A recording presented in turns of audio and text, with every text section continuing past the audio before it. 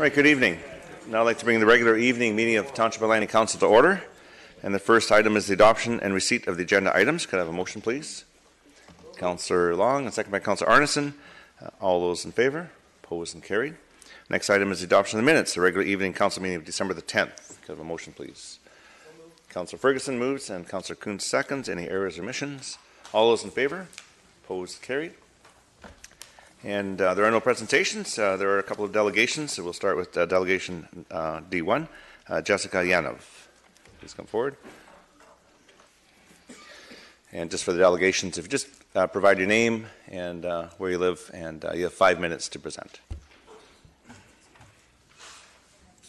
It's F5, right? Okay. My name is Jessica. Live in Langley, of course. And today I'm presenting about the LGBTQ Advisory Committee again, because I didn't finish it last time. So, good evening, your worship and councillors. Tonight I'm here to request that the Township of Langley adopt LGBTQ inclusive sign changes to civic facilities within the Township of Langley that are similar to which the City of Vancouver has done, and request a motion to Council to create the LGBTQ Advisory Committee and adopt the following requested changes. As society begins to gradually accept the human rights of the transgender community, such as protective laws and rules protecting hateful conduct and hate speech when it comes to social platforms, the movement for transgender rights is becoming more of an issue, although much greater progress is still required. In the modern world of gender roles and binaries, being denoted simply as other or gender X has led to common problems for the transgender community, such as workplace discrimination, lack of recognition in schools, exclusion from gender-specific sports, and interacting with intolerance on a daily basis. Combined, these factors work to demean any person who doesn't fall within the strict limits of the cisgender binary complex. Traditional values have left others who do not belong behind and strongly survive. The drive for basic liberties is an important one because it means a difference of life and death, and can also allow people who have been excluded from society for most of its past to be welcome in a new age. The rights of transgender people in modern society have been neglected, and the people themselves demeaned, purposely misgendered and doxxed, leading to an oppressed group of people who must search for their identity and simultaneously strive for their basic human rights. Transgender adults also face an array of discrimination in schools and recreational facilities in the Township of Langley, such as being forced into using the bathroom or change room of their assigned gender and not being recognized by the school or recreational facility as the gender that the student identifies with, typically leading to schools referring to that student by their assigned gender and its pronouns. This action is extremely demeaning and also poses the question: the signs suggested presented here will protect the LGBTQ community and make the Township of Langley a safer and more inclusive community. Rather than utilizing gender non-specific restrooms, schools commonly use bathrooms assigned by gender, which can be confusing for students who are recognized by their school as a certain gender, while they themselves identify differently. A discrepancy in appearance also tends to confuse other students who remain mostly ignorant on the issue. While a bathroom is still a bathroom, it can hold great significance for transgender and gender nonconforming kids, especially those seeking acceptance from their peers, which can make a huge difference between feeling welcome or rejected for trans students. For example, a trans woman shouldn't have to file 11 BC Human Rights Tribunal cases because the unisex hair salon will not cut her hair because they state she's not a woman, or a waxing salon will not perform an arm wax to a trans woman because she's not comfortable and her husband won't allow it. Or, based that she looks like a man based on her Facebook photo, nor should the vice president of the NDP have to deal with hate speech and discrimination on a daily basis. Discrimination solely on the basis of gender identity is wrong and illegal in Canada without exception. As such, I pose the question to Council: if businesses that have discriminated in any protected class where a complaint has been brought forth have had their business license revoked, and if not, why? Another challenge is participating in sports, specifically the issue of adults and students with varying anatomies changing in the same locker room. Although they both identify with a certain gender, transgender athletes are used to being excluded from locker rooms because of this problem. But recent actions have also hurt these students even more. In addition to facing intolerance during the school day, transgender students are also banned from participating in extracurricular sports because they identify as trans. Certain radical feminists say this is okay and should continue. However, it's not okay. The movement for transgender equality is simple and based on the idea that people who grapple with gender identity still deserve the same rights as any cisgender person.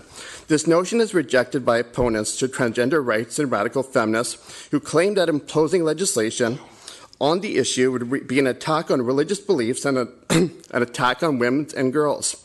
Rather than those with single beliefs, protective legislation is passed to ensure that the rights of transgender people who have faced hate crimes and discrimination for most of history are now being safeguarded through the law.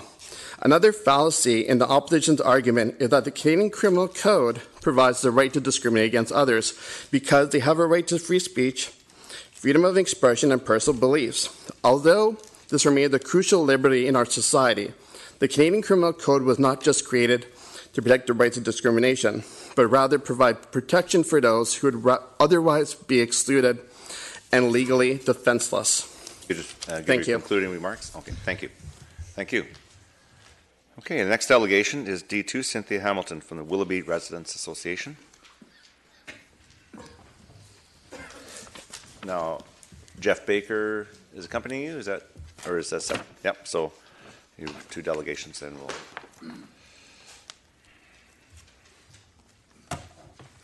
Okay, Your Worship, respected councillors, Township of Langley staff, and members of the audience, my name is Cynthia Hamilton. I live in the David Jones House, Heritage House, and Jeff Baker. Jeff Baker, Director, Willoughby Residents Association, and I live on 83A Avenue in Yorkson in Willoughby. Our goal today is to present the findings of the Willoughby Residents Association survey. So the Willoughby Residents Association, we have quite a few areas, and in 2012, of course, we kind of got a little bit of a start, but we have revived it in the last few years and become quite active. What we do a lot of things, promoting that and advocating for health, safety, and well-being of the residents in the Willoughby community by all of that stuff, which I'm sure you all know, because we've been here before. The Willoughby Residents Association, so we have 31 paid members, an additional 84 residents subscribing to our e-updates, active on social media, including Facebook. We have over 780 followers. We are now reaching over 2,000 people. And our all candidates meeting, by the way, that lovely thing that many of you attended, reached over 10,000 people. So people are hearing about us. What we have accomplished, whoops, I think I did the wrong one. So what we have accomplished this last year. In addition to everything it says up there, we interacted through the Township of Langley Community Associations. So with the other community associations, we have a liaison now. We encourage zone captains. We've got at least half of our neighborhoods covered with somebody who's watching for things in those areas. We've attended more than half of your lovely meetings. We've had a delegation here back in 2018, which some of you remember. We've had speakers come and talk with us about areas of concern, water, traffic, crime, and the TOL updates. We've attended a community sustainability workshop. We attended the community input group. We attended and spoke at a public hearing. We've had been at the public information meetings, liaised with developers, coffee with cops. We've been doing an awful lot of work, but one of the things that we're really proud of is we put out a survey last year. And the survey was accessible in a variety of ways. We gave it out at some venues, Willoughby Days. We had it online. We sent it around to a lot of people, emails. And so at this point, what we'd like to do is provide the results of that survey. And I'm going to turn the mic over to Jeff Baker, who's going to tell us about that. Thank you. All right, thanks, Cynthia. Oops. Did the wrong one. Going the wrong way here. All right, so the WRA community survey, we had 267 respondents, which represents almost 1% of the total Willoughby population. It represents about 10% of the Willoughby voters who participated in the 2018 municipal election at the Willoughby polling stations. The results now. There's a bunch of demographic stuff at the start here. I'm just going to breeze through this in the interest of time and the interest of keeping you awake at this hour. So if you'd like further information on any of these slides or the presentation, just contact Cynthia or myself, or you may have it already in your packages. The age category, the age cohorts, we are well represented in the medium or the middle age 31 to 60 cohorts. We do lack in the seniors and the youth cohorts, but we are working on that. We are working to address it. So next week, Cynthia and myself are actually presenting to Langley seniors groups to try and get them to get their feedback and get them more engaged in WRA and more engaged in their residents association.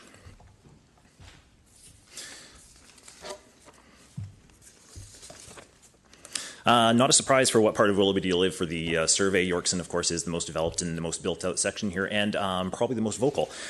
So this is a good sign. We can always do with more membership from more membership and more representation from other areas within Willoughby. Got that. Okay. That's for the first one, right?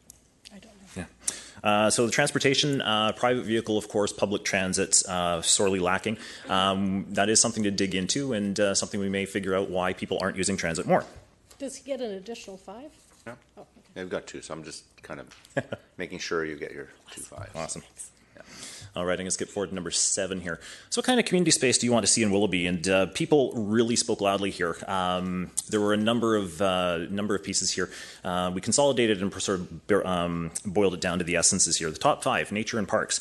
Critical as the density in the neighborhood increases and private green space is reduced. Trails and paths. People want connections within their community to the services and activities that they use, and so that they don't need to use a car, and they want safe activity space for their families and children. Traffic calming. Lots of children, lots of road users who feel unsafe in the neighborhood. So this is a primary concern. Shopping and restaurants in the neighborhood. People want to do more in the community, spend their money in the community, and not need to leave or hop in a car for everyday activities. And lower density housing, of course, is no surprise for any of you. I think we would boil that down to wanting to see more balanced development, not just high rises, not just townhouses, and not just single family. So what do you like most about the neighborhood is one of the questions we asked.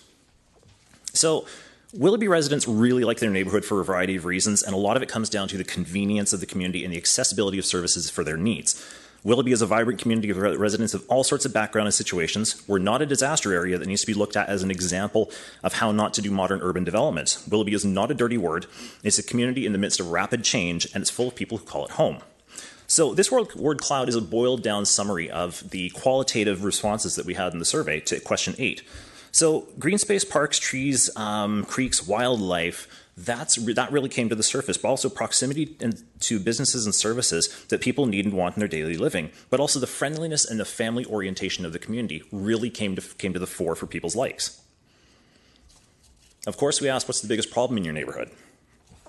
Life in Willoughby is not all wine and roses, but we've got plenty of both. Residents have real concerns about their community and want to know that their elected officials and the administration of the township are listening in a meaningful way and are taking these concerns seriously so they can be addressed in a timely and proactive manner. Unsurprisingly, traffic, roads, density, and crime are top concerns. We're sure all members of council have heard these issues again and again, and the WRA is going to ensure that TOL keeps hearing about these things. However, we want to work with you to build and improve Willoughby going forward. In the traffic and roads issue, there are a variety of concerns, including expanding 208th Street and 200th Street, speeding, traffic safety, and noise. In fact, speeding, traffic safety, and pedestrian infrastructure were the most frequently mentioned items in this question. In crime, people are seriously concerned with criminal activity in their neighborhood. Auto, petty crime, theft, vandalism, mail theft, and recent gang-related homicides. People want to see the police and township officials taking these concerns seriously and making sure that there are adequate patrols by officers and increased engagement between members of the community and the local police force. Whether or not the crime levels are actually increasing or if it's people's perception, it's the perception that is the reality for many people. So next steps and what's next? As the WRA, we'll continue to focus on the priorities that our members, who are our fellow Willoughby residents, bring to us. Traffic movement, motorized and non-motorized, including pedestrian infrastructure, bike lanes, and proper roadways for today and well into the future. We'll continue to educate and inform residents about who to call and how to call for specific concerns, including bylaw enforcement and traffic safety. and will encourage residents to call police for even the little things and continue to press for a more centrally located community policing office for Willoughby. Thank you. Thank you. Thank you for your presentation. And that's made available to the clerk? Yeah, we have that. Great, thank you. Okay, so before I move on to the bylaws, I want to introduce students from the Langley Education Center, Justice 12 class. Maybe you can give a wave, right, all over there and over there. Great. So you're here to observe government in action. Well, welcome here, and it's good to see you. All right, so we'll move on to bylaws for first and second reading. F1 is rezoning application number 100513 and development permit application number 100974 is Centera Developments at 7507 200 Street. Bylaw number 5427. And if I could have a motion, please. Councillor Whitmarsh and a seconder, Councillor Long. Discussion on F1. Seeing none, I'm going to call the question.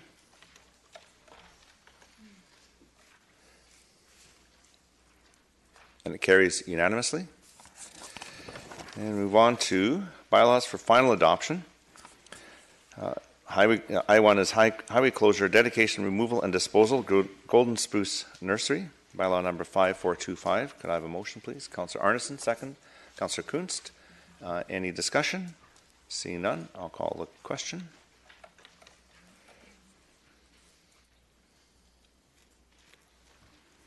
And it carries unanimously. Okay, and move on to I2, highway closure, dedication, removal, and disposal, the township. 5434. Councillor Ferguson moves it. Seconder. Need a second. Councillor Whitmarsh. Discussion on I2. Councillor Arneson. Yes, thank you, Your Worship. I tried somewhat unsuccessfully, given this small map we have there to look at. I just wanted to make sure, through Your Worship, to staff that this roadway section was vetted with respect to any potential development configurations in the, I don't know, certain future or within a reasonable time frame. It just seemed like when we received some of these applications, and I don't know what is being intended, I don't want to limit possibilities for things like roundabouts and cul-de-sacs and things like that, if that were to be something that was deemed to be relevant in the future. So I just thought I'd ask that. Okay. Mr. Seffi? That's correct, Your Worship. It's been reviewed and determined not to be a requirement. Okay, thank you. Okay, I'll see no further discussion. I'll call the question for I2. Carries unanimously. Move on to I3, rezoning application 100458, development variance permit application 100087, Lebcan Developments, bylaw 5284. Can I have a motion, please? Councillor Long, seconder. Need a second. Councillor Whitmarsh. Discussion. I3. Councillor Arneson. Yes, thank you, Worship. Through you to staff, I understand and I recognize this application from the past. And this lot configuration, I've noticed that there seems to be a developing trend, sometimes on lots where you have two very large homes and they're more or less conjoined. And this is because we're asked to do a variance. So we have side lot setbacks, etc.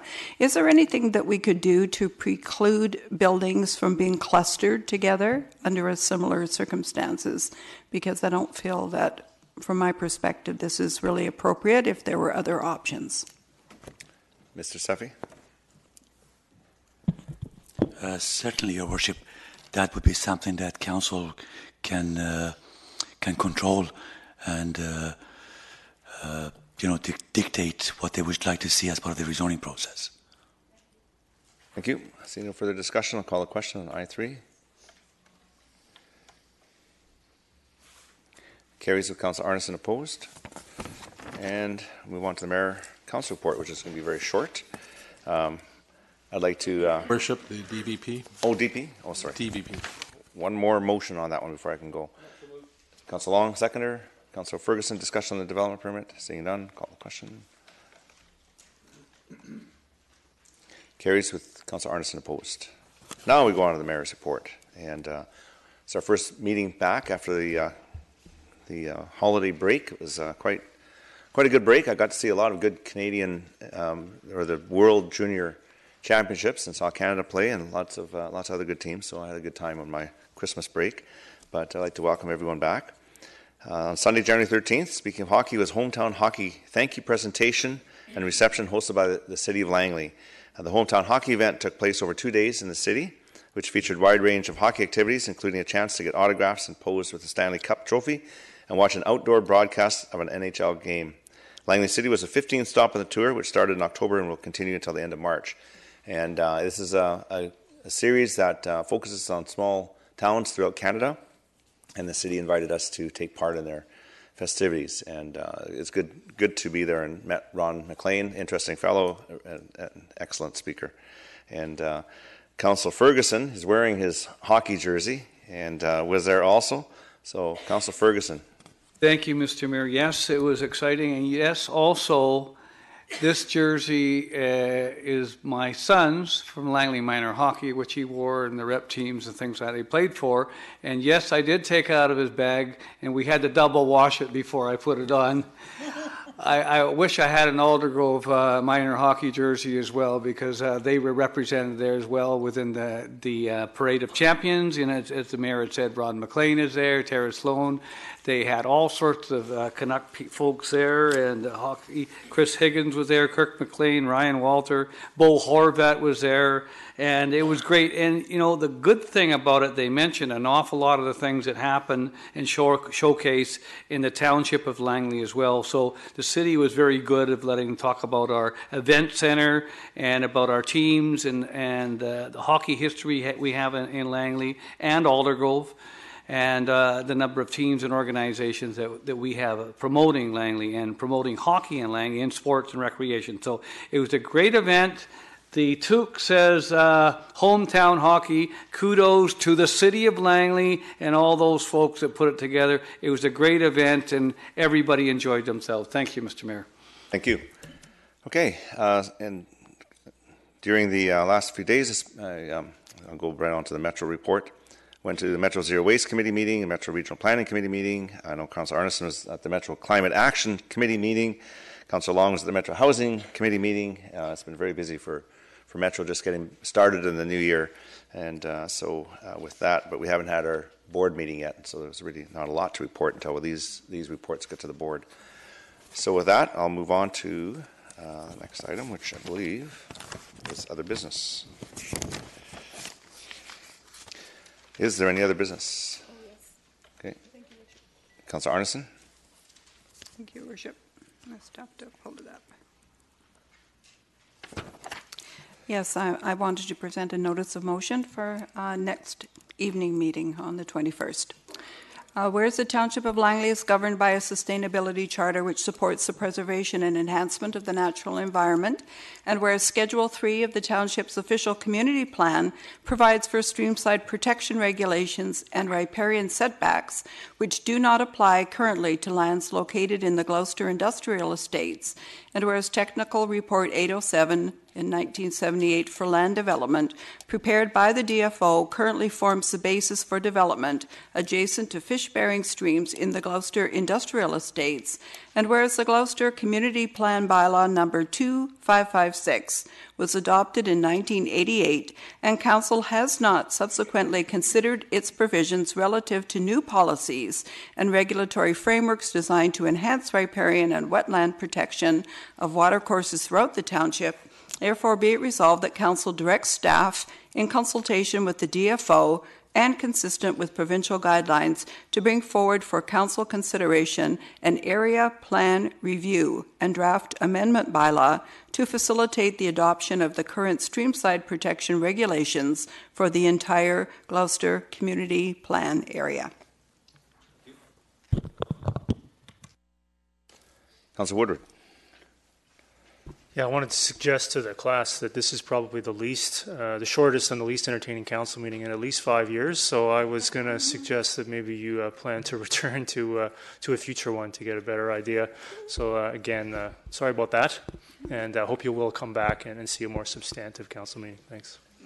And also, it is online, so you can go and look back in the history of our council meetings and look at any council meeting. The agenda's there, and you can just click on an item and it goes to the video and you can watch the debate. So I know this is a short one tonight. We have a public hearing coming up, so stick around for that. But is there any other business? And with no other business, termination. Councillor Long moves termination. Seconder is Councillor Kunst. All those in favor, opposed, carried. So we'll just take a few minutes and we'll start with the public